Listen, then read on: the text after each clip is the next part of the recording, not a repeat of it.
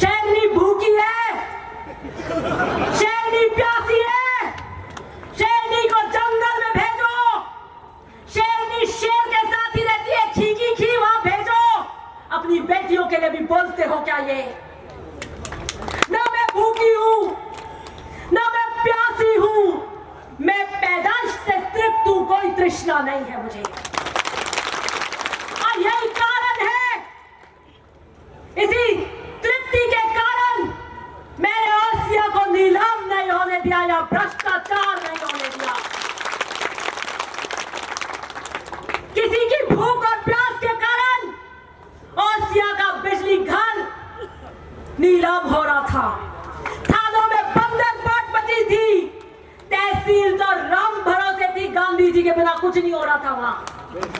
तो किसकी भूख और प्यास थी? मैं तो तृप्त हूं और पैदाइश से तृप्त हूं, ईमानदारी में मेरे पिता से लेकर आई हूं। और बीजेपी का भी आम व्यक्ति ये कहता है, अनेकों सर्वे होते हैं, सबने एक बात कही, चाहे उन्होंने बीजेपी से लिया हो, कि जो भी को एक बात तो कहनी पड़ेगी कि 100% ईमानदार है दिव्या मदेना, 100%। कि हम ना बीजेपी के सही, लेकिन भ्रष्टाचार नहीं होने दिया, ना खाऊंगी ना खाने दूंगी। ऐसे कालजा फड़फड़ीच करता है अधिकारियों का यहाँ ऐसे। पुलिस केस हो जाता है कोई डोडो वोडो का, जाते हो आप, कहते हो कुछ कर लो, ओ गए बाजी माफ करो, बस शेरनी ने ठा पड़ जाती, मार तो वह सब सितारा उतार देगी।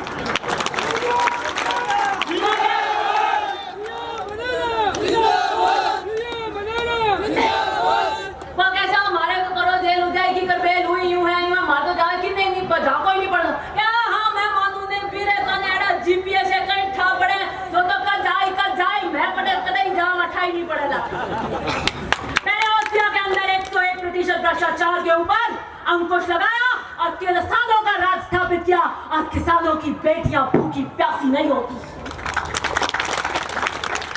और जो बेटियों को घेरते हैं उन्हें जमाना देख रहा है, जमाना देख रहा है। मर्यादा को तार तार कर जो कर रहे, समय लिखेगा उनका भी अपराध, समय के काल चक्र पे वो भी लिखेंगे। युद्ध भूमि के भी नियम होते हैं। महाभारत के उस 18 दिन के युद्ध में आज ये मान लेना कि ये महाभारत का युद्ध हो रहा है, आपकी बेटी के लिए हो रहा है।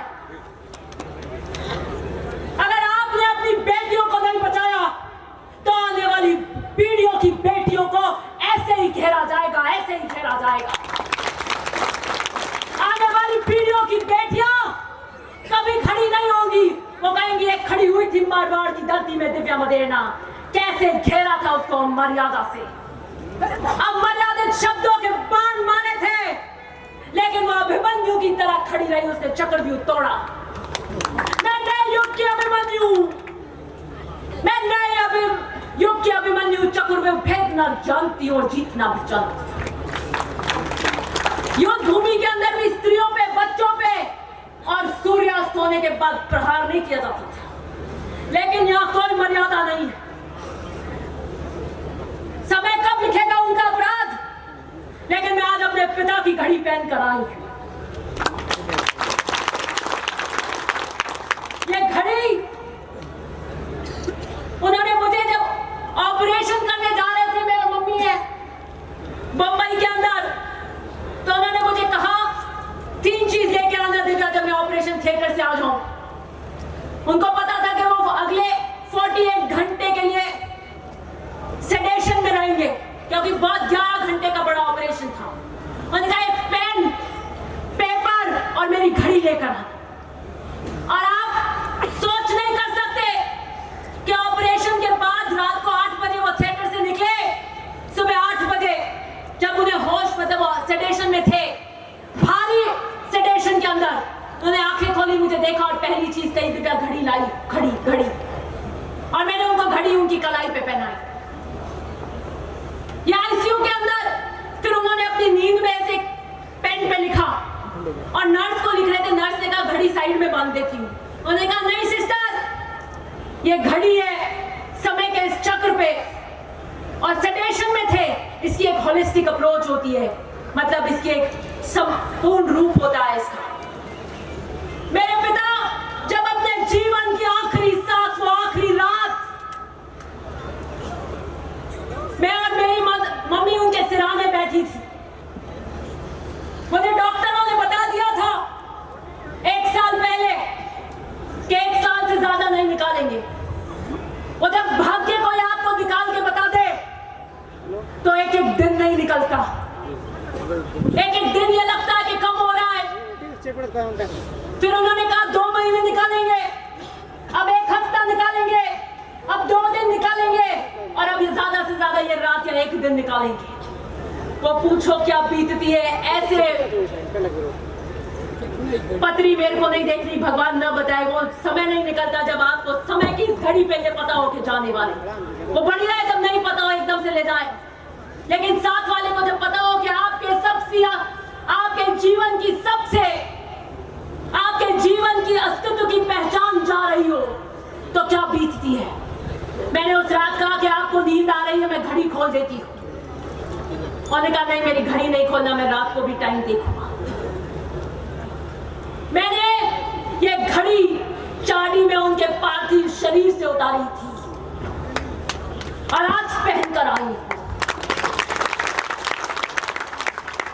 समय के इस चक्र पर ईमानदारी और हौसलों की लड़ाई लड़ने आई।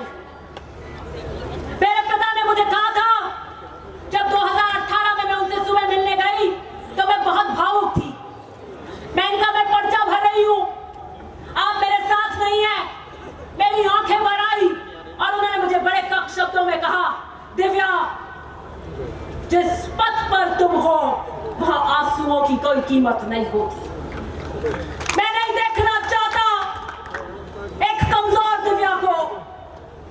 मैंने कहा ये आपसे भावनात्मक जुड़ाव के आंसू है कि इसे अंदर पीना सीख लो, और मैंने सीख लिया, और इसलिए मैं शेरनी की तरह ललकारती हूं।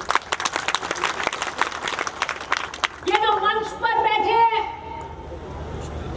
ये नौसिखिए नहीं है, ये नौसिखियों की फौज नहीं है, ये वो फौज नहीं है जिस पर कप्तान को भरोसा ही नहीं हो, जो ये कहे कि ये फोटो खिंचाने आते हैं। मुझे अगर जीवन में किसी पर भरोसा है मेरे माता पिता के बाद, तो आप पर है और आप पर है।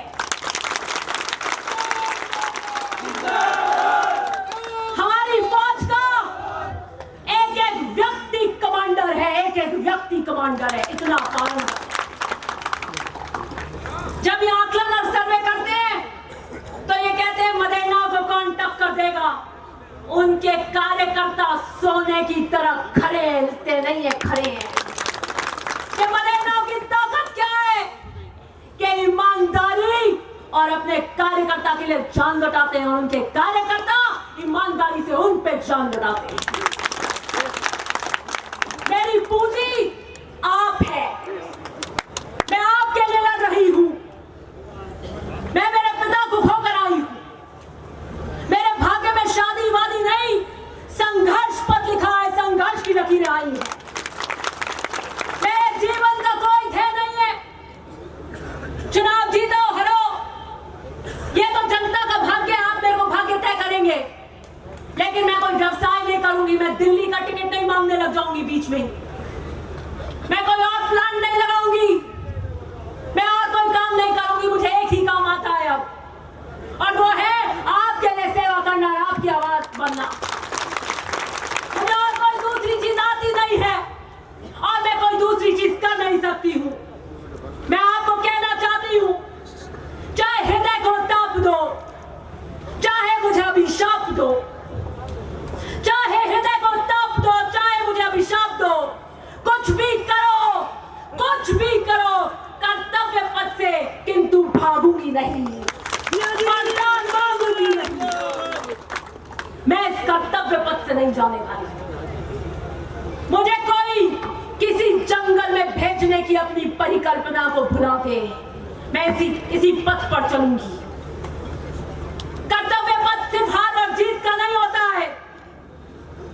लड़ाई कैसे लड़ी, इसका भी होता है। मूल्यों पे लड़ी के नहीं लड़ी, के समझौतों की राजनीति करके लड़ी। मैंने समझौतों की राजनीति नहीं की।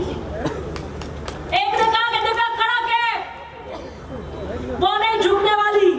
बिल्कुल नहीं झुकूंगी, मैं बिल्कुल नहीं झुकूंगी। मैं अकेली नहीं हूं। अगर मेरा झुकना सिर्फ दिव्या मदेरणा का झुकना होता तो अलग बात है। मैं ओसिया के मतदाता की प्रतिनिधित्व कर रही हूं। मेरा झुकना आपके वोट का झुकना होता है। मैं राजस्थान के किसान का आशीर्वाद हूं। राजस्थान का किसान का आशीर्वाद मुझे झुकता हुआ नहीं देखना चाहता।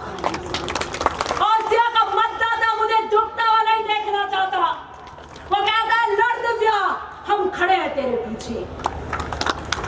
क्या आप तैयार हैं ओसिया के समर के लिए?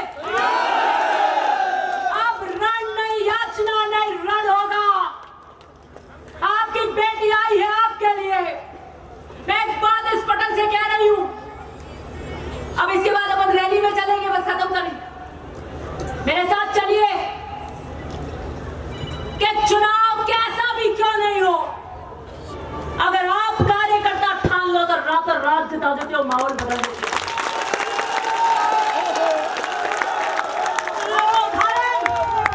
वो उदाहरण 2008 का उदाहरण, ओसिया के अंदर महिपाल मदेरणा को जीत में अगर बदला तो आपने बदला, आपकी मेहनत ने बदला। मैं आपको आज बता रही हूं, चाहे कोई कितना भी ढोंग कर ले, हम जीत रहे हैं। मुस्तैदी से पैरों पर रहना। थोड़ा